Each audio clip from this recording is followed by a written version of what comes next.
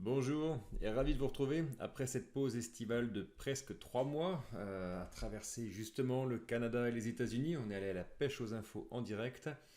Donc ravi de vous retrouver ce soir pour la reprise des analyses de marché dans le cadre des ateliers de Trading Live. Nous sommes le mardi 1er octobre 2019 et nous allons refaire un point global sur les marchés. Commençons comme d'habitude avec le marché américain, l'indice S&P 500. Durant cet été, le S&P 500 aura tenté, je crois, 2 voire 3 fois de retoucher ses plus hauts historiques. Il les a d'ailleurs légèrement dépassés fin juillet. Mais au final, nous avons un marché action américaine qui plafonne aux alentours des 3030 points, un petit peu en dessous.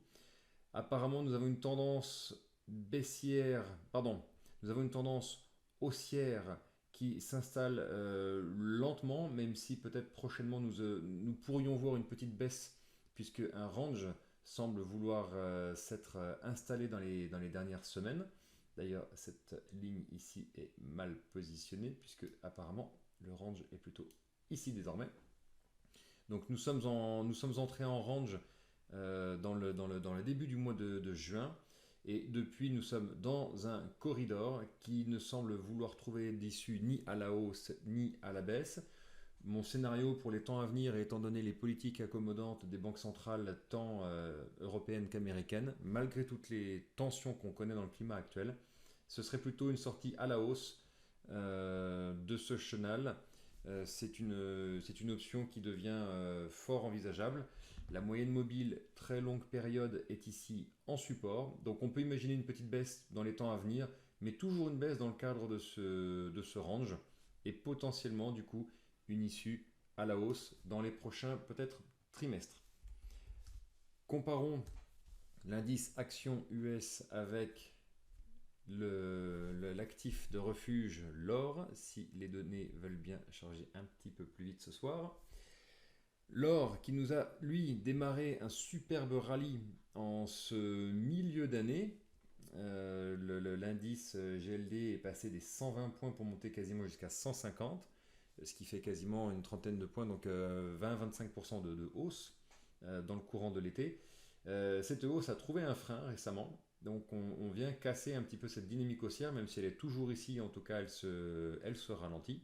Donc pour l'instant, l'actif défensif ne semble plus donner de signaux d'achat forts tels que nous l'avions vu et évoqué ici en son temps.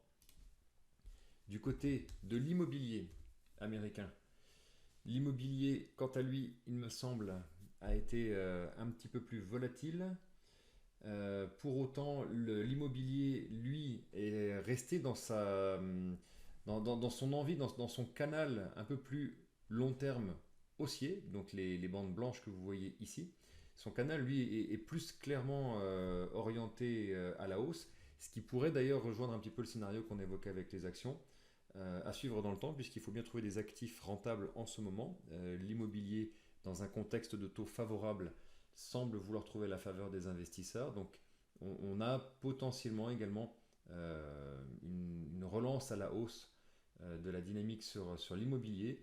Pour autant, un canal comme sur les actions s'est installé tout au long de l'été. Et il y a eu un petit peu plus de volatilité, mais plus clair, plus lisible, je veux dire. Comparé aux actions où on avait envie de lire, les marchés ont fait tout et son contraire. L'immobilier, quant à lui, a maintenu dans un canal avec des belles amplitudes, mais sur un canal haussier, sa direction haussière. Donc un marché immobilier un petit peu plus lisible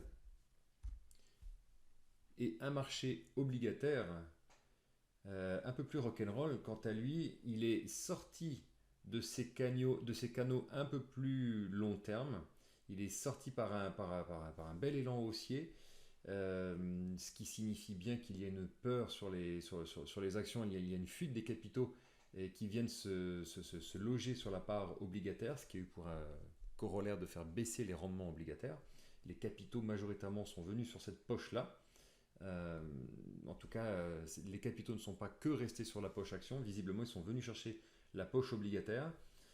Cette poche obligataire qui, bon, a eu ce grand élan haussier, sorti de son canal. Pour autant, vous voyez que tout indique pour l'instant la moyenne mobile long terme les signaux ECHI là-dessus, rien à redire. L'obligataire, potentiellement, reste dans une dynamique haussière, mais je pense sur des seuils de valorisation pardon, un petit peu élevés.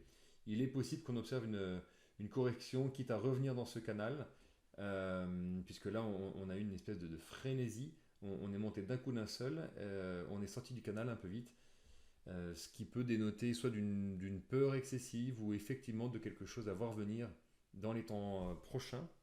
Donc, en synthèse sur les marchés, qu'est-ce qu'on va retenir jusqu'ici? C'est que déjà, dans un premier temps, les actions et les actifs immobiliers semblent prêts, ou en tout cas dans une disposition pour un rebond, là où les actifs plutôt défensifs type or et obligataires ont, eux, très fortement profité cet été et se sont eux-mêmes du coup retrouvés dans une situation de survalorisation. Donc on peut imaginer le scénario où les actifs défensifs ont capté beaucoup de capitaux de la part de beaucoup d'investisseurs.